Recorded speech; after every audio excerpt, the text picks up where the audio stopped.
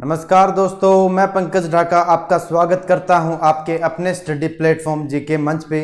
तो चलिए दोस्तों, आज की क्लास में हम शुरू करने वाले हैं भूकंप के बारे में, अर्थक्वेक के बारे में। किसे कहते हैं हम, भूकंप कितने प्रकार के होते हैं और क्या इससे नुकसान होते हैं। तो चलिए दोस्तों, भूकंप की बात करते हैं। इसके नाम में ही क्या है, अर्थ छिपा हुआ है। भूकंप क्या होता है? भूकंप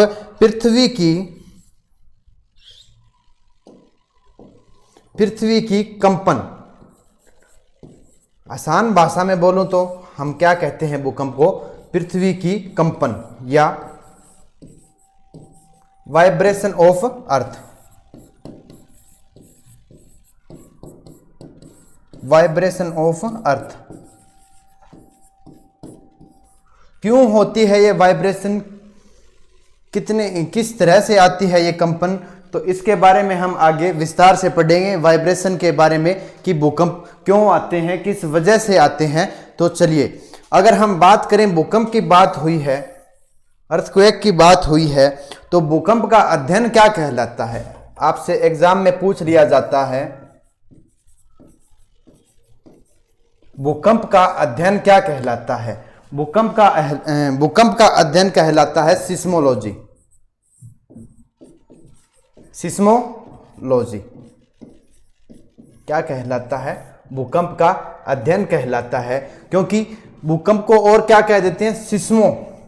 सिस्मो भी कहते हैं। तो इसलिए क्या हो गया, भूकंप का अध्ययन सिस्मोलॉजी हो गया, भूकंप का अध्ययन। और क्या होता है फिर भूकंप की, अगर एक भाषा में, सरल भाषा में हम बात करें तो पृथ्वी की कंपन को क्या कहते हैं? भूकंप कहते हैं, वाइब्रेशन ऑफ अर्थ।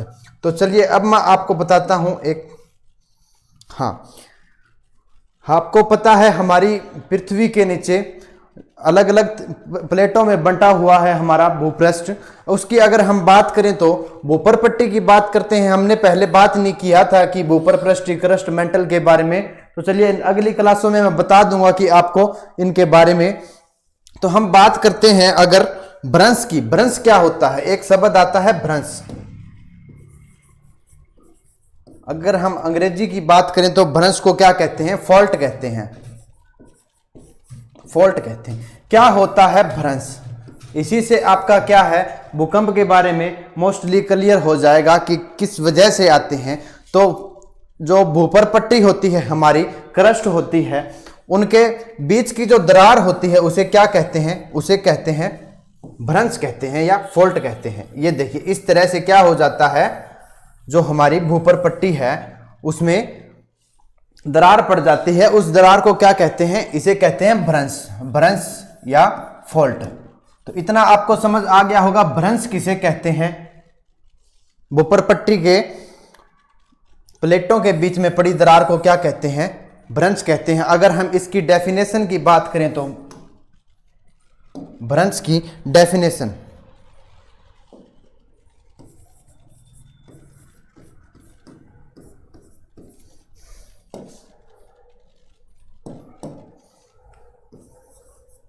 भूपर पट्टी की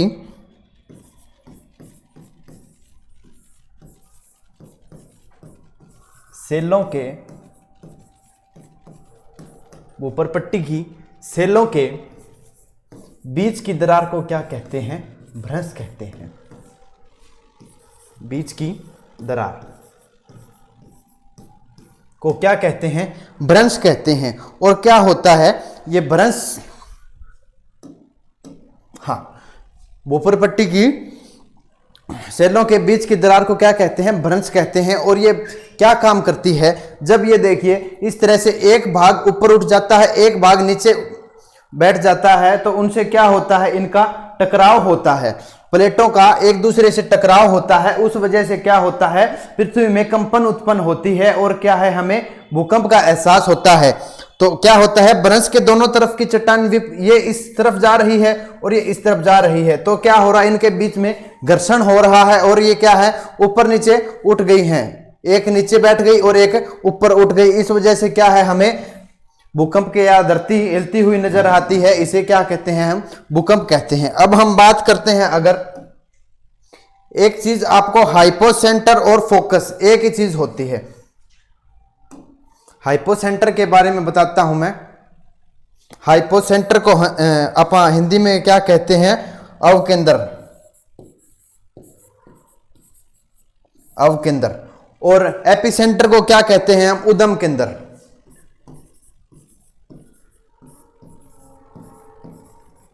ये क्या है? एक ही चीज है।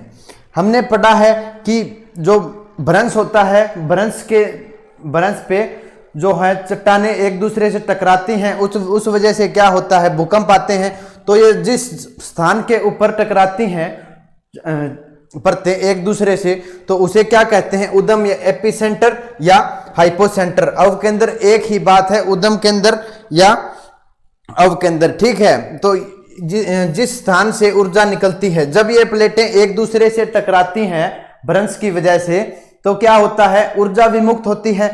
ऊर्जा विमुक्त होती है, उससे क्या है? फिर तरंगे निकलती हैं तरह तरह की। ठीक है, उनके बारे में भी हम आगे पढ़ेंगे, कौन कौन सी तरंगे होती हैं, कौन सी तरंगे पृथ्वी पर सबसे पहले पहुंचती है। तो क्या होता है? जहां से तरंगे निकलती हैं वह बिंदु या स्थान जहां से क्या है? ऊर्जा निकलती है, उसे क्या कहते हैं? उद्गम केंद्र या अवकेंद्र। चलिए लिख लीजिए।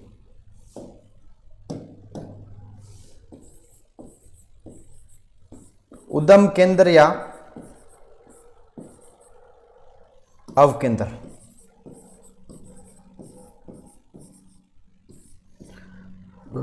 उद्गम केंद्र या अवकेंद्र क्या किसे कहते हैं हम? वह बिंदु या स्थान जहां से क्या है? ऊर्जा निकलती है। वह बिंदु जहां से ऊर्जा निकलती है।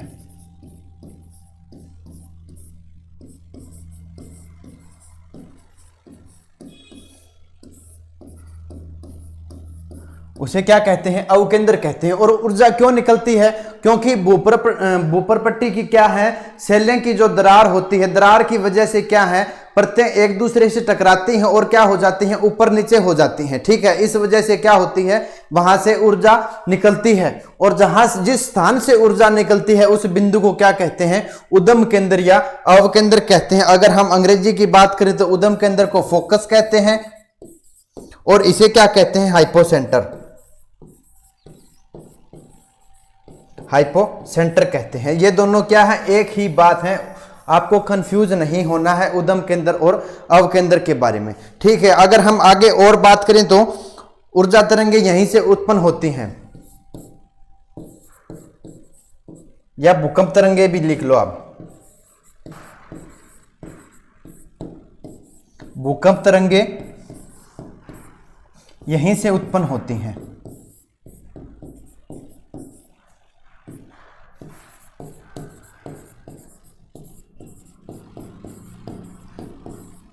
अगर आपसे एग्जाम में पूछ लिया जाए कि भूकंप तरंगे कहां से उत्पन्न होती हैं, तो आपको याद रखना है अवकेंद्र या उद्गम केंद्र से क्या होती हैं? भूकंप तरंगे उत्पन्न होती हैं। इसके बारे में आपको ध्यान रखना है। ये डायग्राम से आप समझ लीजिए। हाँ, यहां से क्या है? ऊर्जा निकल रही है, यहां से तरंगों के रूप में इधर उधर निकल रही है ऊर्जा तरंगे।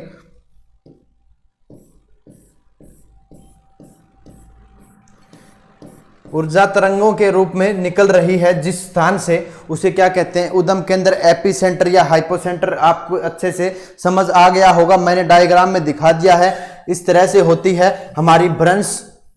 फॉल्ट लाइन बोलते हैं। और ये क्या हो जाता है? फॉल्ट लाइन से एक स्थान क्या है? ऊपर उठ गया, एक स्थान नीचे उठ गया। और जब ये एक दूसरे से टकराती हैं, इनके बीच घर्षण होता है। घर्षण की वजह से क्या हो जाता है?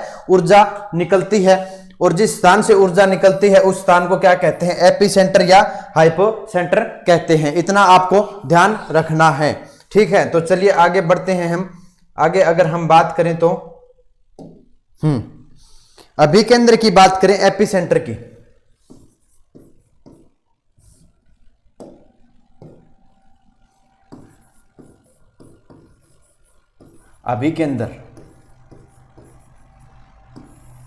अभिकेंद्र या इसको अंग्रेजी में क्या कहते हैं? एपिसेंटर कहते हैं।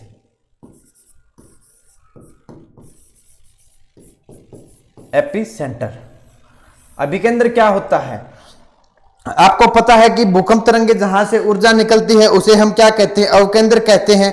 और जहां से क्या है, ऊर्जा निकल गई, यहां से ऊर्जा विमुक्त हो गई, चारों दिशा में फैल गई, ठीक है ऊर्जा। और जिस स्थान के ऊपर, भूतल के ऊपर निकलती है उस स्थान को क्या कहते हैं, एपिसेंटर कहते हैं, एपिसेंटर कहते हैं। किस स्थान को कहते हैं, भूपृष्ठ का वह स्थान जहां पर ऊर्जा निकलती है, ठीक है, उसे क्या कहते हैं, एपिसेंटर या अभिकेंद्र कहते हैं। सर्वप्रथम अगर आपसे पूछा जाए कि सर्वप्रथम भूकंपीय तरंगों को कहां महसूस किया जाता है, तो इसको सबसे पहले अभिकेंद्र पे ही महसूस किया जाता है, एपिसेंटर पे महसूस किया जाता है सबसे पहले भूकंपीय तरंगों को, ठीक है। और ये क्या होती हैं, अवकेंद्र या उद्गम केंद्र के ठीक 90 डिग्री के ऊपर होती है, जमा बिल्कुल जहां पे क्या होता है, उद्गम केंद्र अवकेंद्र होता है उसी के ठीक ऊपर होती है एपिसेंटर अभिकेंद्र होता है, ठीक है। इतना आपको ध्यान रखना है अभिकेंद्र के बारे में, क्या होता है अभिकेंद्र, क्या होता है अवकेंद्र, ठीक है दोस्तों। ये हो गया हमारा अवकेंद्र